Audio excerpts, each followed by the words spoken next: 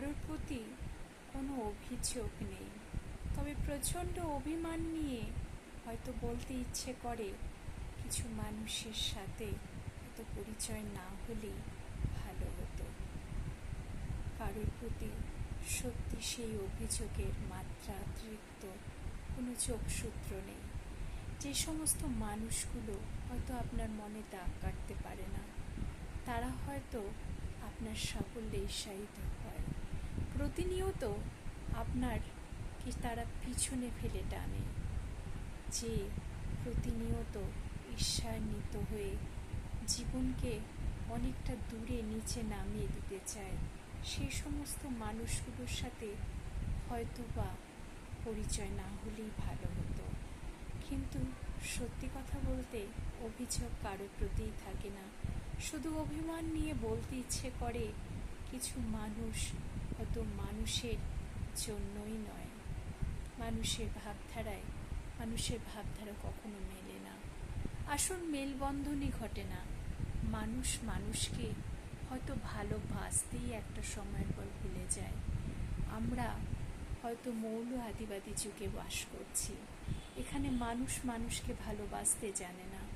মানুষ প্রতিনিয়ত একে অপরকে টক্কর দিচ্ছে, একে অপরের সাফল্যে নিজে ঈর্ষায়িত হচ্ছে, কিন্তু কি পাচ্ছি এগুলো করে আমরা, তার হিসেব নিকেশ হয়তো আমরা রাখি না।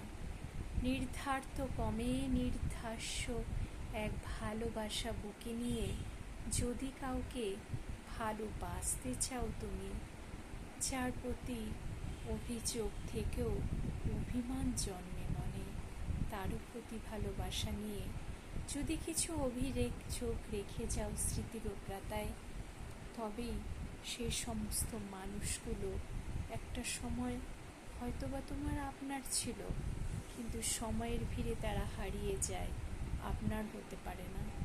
মনে কষ্ট রেখো না, সব মানুষ পৃথিবীতে আপনার হতে আসে না।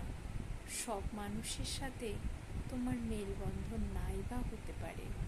তোমার কিছু মনের ইচ্ছা শক্তি, তোমার ভালো লাগা মানুষের সাথে মেলবন্ধন হয়তো তোমার মনে দাগ কাটায়, কিন্তু তার মনে সেটার কোনো হয়তো রেখাপাতই করে না।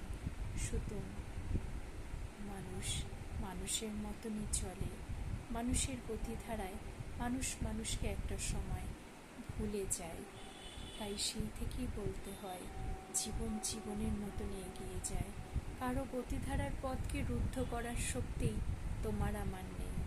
শুধু অভিমান নিয়ে হয়তো বলতে পারি কিছু মানুষ হয়তো জীবনে তাদের সাথে পরিচয় না হলেই ভালো হতো। কিছু মানুষের সাথে পরিচয় রুদ্ধশীল হলেই হয়তো সবচেয়ে বেশি ভালো ছিল।